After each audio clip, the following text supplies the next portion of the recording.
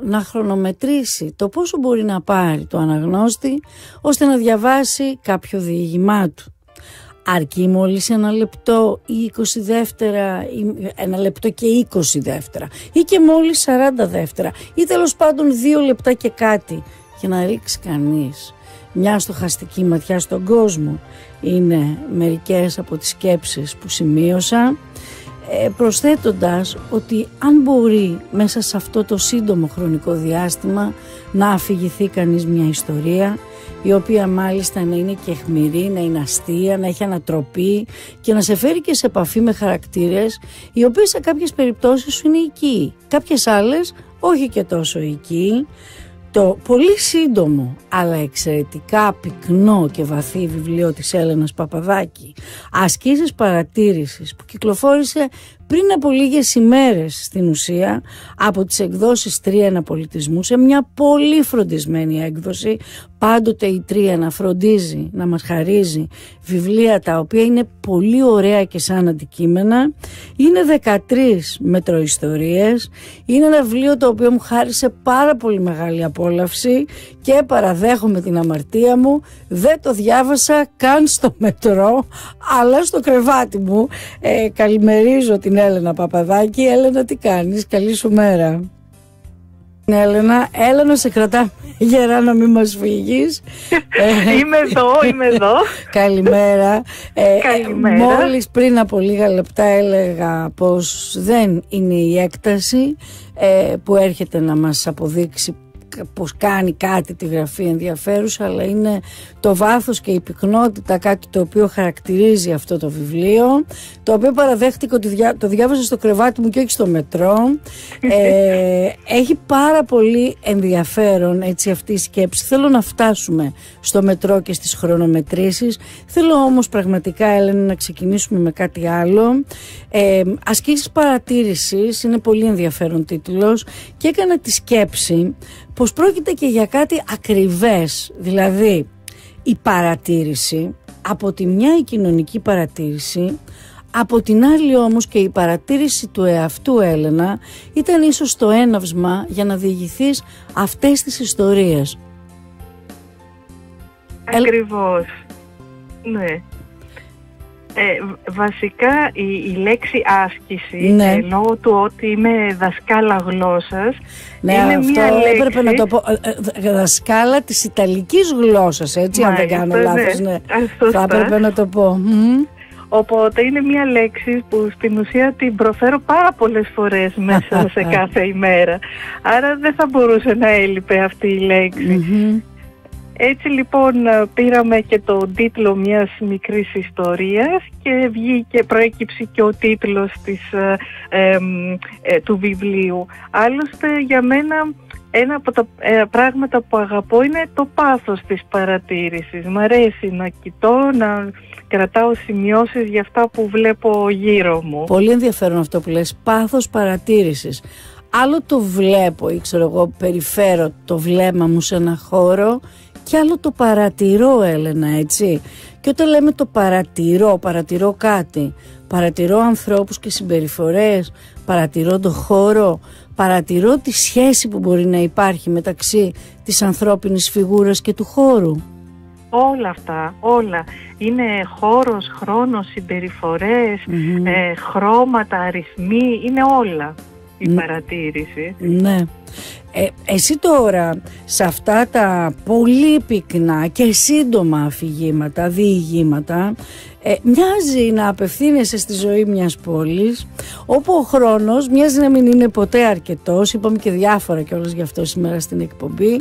Και αυτή η πόλη είναι η δική μας, καθώς προσαρμόζεις τις ιστορίες σου στις 13 στάσεις που έχει το μετρό της Θεσσαλονίκης και μάλιστα υπάρχει μια χρονομέτρηση από σταθμό σε σταθμό. Αυτό το κάνεις ξεκινώντας ας πούμε από την αφετηρία και φτάνοντας μέχρι το τέρμα. Και πώς ακριβώς έτσι σου ήρθε να εργαστείς πάνω σε αυτή την ιδέα, Έλενα? Η ιδέα ξεκίνησε Οκτώβριο-Νοέμβριο που συζητάγαμε όλοι για το μετρό, πότε θα ανοίξει, πότε θα μπούμε, πώς θα βγάλουμε τα εισιτήριά μας και Ψάχναμε για το πόσες ιστορίες να κρατήσουμε σε αυτό το βιβλίο. Υπήρχαν πολλές περισσότερες. Μάλιστα. Το 2013 όμως οι στάσεις δηλαδή του Μέτρο έδωσαν τη λύση σε αυτήν την δικιά μας απορία. Όσον αφορά τώρα τη χρονομέτρηση, δεν είναι υποχρεωτικό κάποιος να ξεκινήσει από τις δύο, ας πούμε, αφετηρία ή τέρμα του Μετρό. Μπορεί από οποιαδήποτε στάση να ξεκινήσει να το διαβάσει, να δει από το ίντεξ πίσω στα περιεχόμενα πόσο χρόνο έχει στη διάθεσή του, πόσο χρόνο διαρκεί η ιστορία και να επιλέξει όποια θέλει να διαβάσει. Εντάξει, είναι καταπληκτικό. Είναι και μια συνομιλία δηλαδή με ένα δημοφιλές μέσο μεταφοράς των πόλεων. Θέλω να μοιραστώ μαζί σου, Έλληνα, μια σκέψη την οποία μου την ενίσχυσε το βιβλίο σου καθώς το διάβαζα. Μερικές φορές υπάρχουν, ξέρεις, αυτό που θα έλεγε κανείς οι ουτόποι, έτσι. Όταν, ας πούμε, φεύγεις με ένα αεροπλάνο, είσαι ανάμεσα σε δύο χώρες, ανάμεσα στη γη και στον ουρανό. Εκείνος είναι ένας τόπος κενός, ένας ουτόπος. Έχω την εντύπωση, είναι και μια σκέψη που έκανα κυκλοφορώντας με το μετρό πριν φτάσουμε στο δικό μας, με τα μετρό, ξέρω, και τους underground σε διάφορες, έτσι, πόλεις, ότι πραγματικά από σταθμό σε σταθμό μοιάζει να υπάρχει και πάλι αυτός ο κενός χώρος, αυτός ο ουτόπος, και σαν οι ιστορίες αυτές να έρχονται να τον νοηματοδοτήσουν και να τον γεμίσουν με κάτι. Δεν ξέρω αν αυτή η σκέψη σε αφορά ή βρίσκεις έτσι κάτι ενδιαφέρον σε αυτό. Θέλουμε να γεμίσουμε το κενό μας. Θέλουμε και τον ελεύθερο χρόνο μας να γεμίσουμε. Αυτός είναι ο στόχος των μικρών ιστοριών. Δηλαδή ακόμα και τα 30 δευτερόλεπτα που είναι μια στάση, ας πούμε, από το Πανεπιστήμιο στο Συντριβάνι, μπορούμε να κάνουμε κάτι, να διαβάσουμε. Πολύ σωστά.